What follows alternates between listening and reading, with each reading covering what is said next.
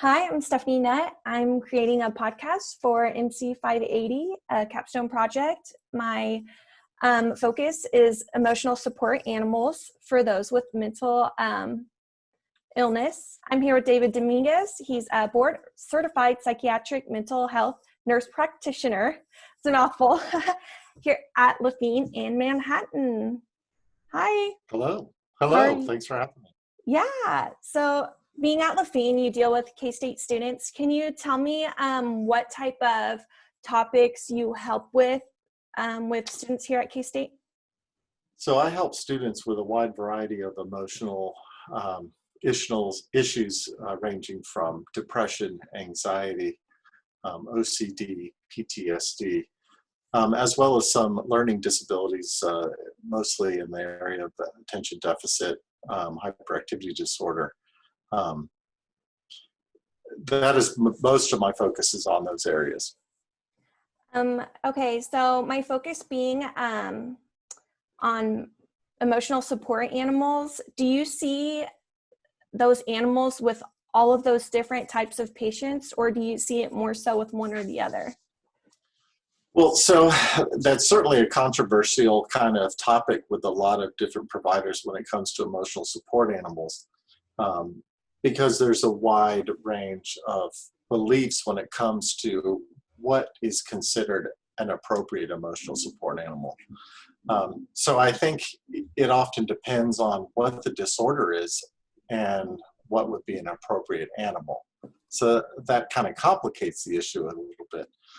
But generally speaking, those individuals who are struggling with emotional issues, particularly anxiety and depression, tend to have the greatest benefit from an emotional support animal. And there come a variety of different benefits. Okay, so you said it's very controversial. Would you recommend emotional support animals in your opinion?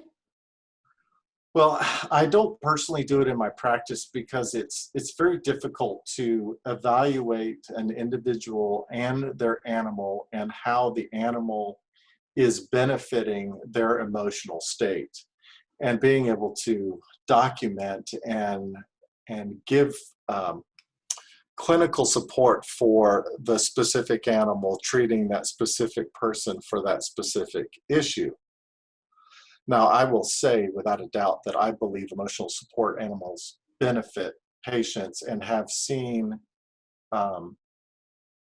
personally the benefit of some animals, particularly dogs and cats, more than any of the other animals that have been involved. But some rats have been very effective emotional support animals and help with students because of the size, and the constraints often that are associated with rentals and those kind of things.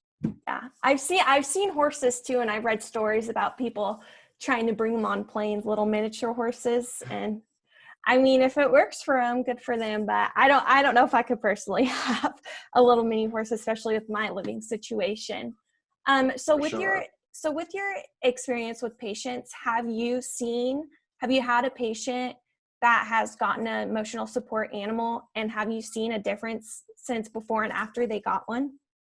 Certainly. I've seen certainly some improvement in their overall general functioning, improvement in sleep, kind of a decrease in the feeling of isolation and solitude that often is associated with depression and some of the anxieties and agoraphobia, fear of getting outside and in public. Yeah, I think pets are awesome for getting you out and about, taking them for walks and, and interacting with other people. People are like, oh, your dog's cute. Can I pet him or something like that? So. Right. Sure. All right. Well, that's all the questions I have. Thank you so much for joining me. Oh, you're welcome. Thanks for the opportunity to speak to you. All right. Thanks. Bye. You're welcome. Bye.